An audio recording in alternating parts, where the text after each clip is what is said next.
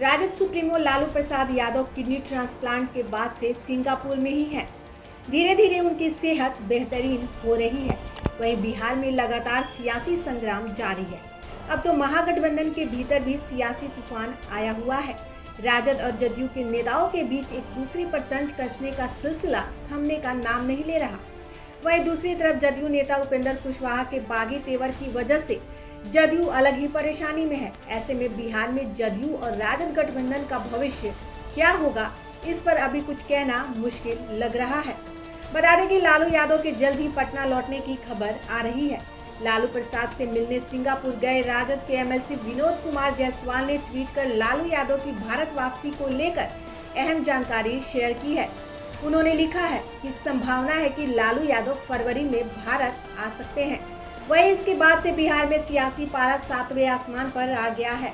हाल ही में बिहार सरकार के शिक्षा मंत्री चंद्रशेखर के बयान पर गौर करें या फिर उपेंद्र कुशवाहा के द्वारा लगातार बगावती तेवर पर नजर डालें तो ऐसा लगने लगा है कि बिहार में 2024 के लोकसभा चुनाव से पहले ही सियासी भूचाल आने वाला है।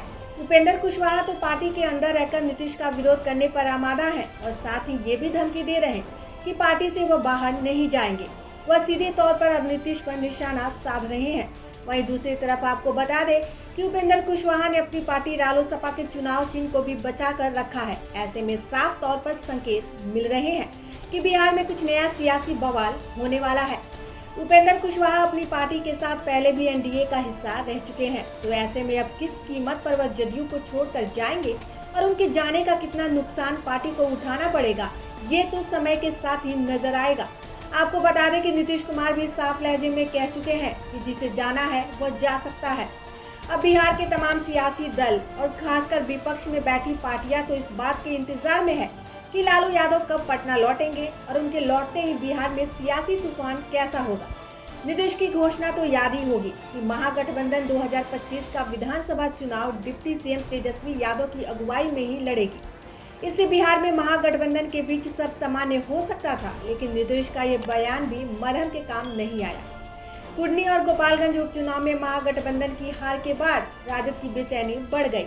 ऐसे में राजद के नेता अब यह मानने लगे हैं कि नीतीश मतदाताओं को रिझाने में अब सफल नहीं होते हैं।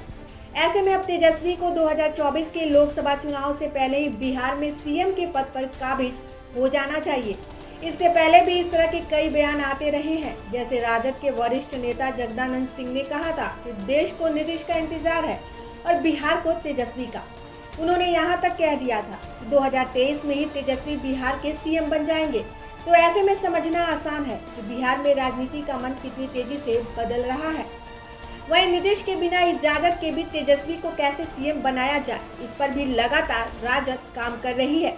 बता दें कि राजद के नेता पर्दे के पीछे इसे लेकर डील भी कर रहे हैं, लेकिन इन सब के बीच सबसे अहम फैसला तो लालू यादव की तरफ से ही आना है।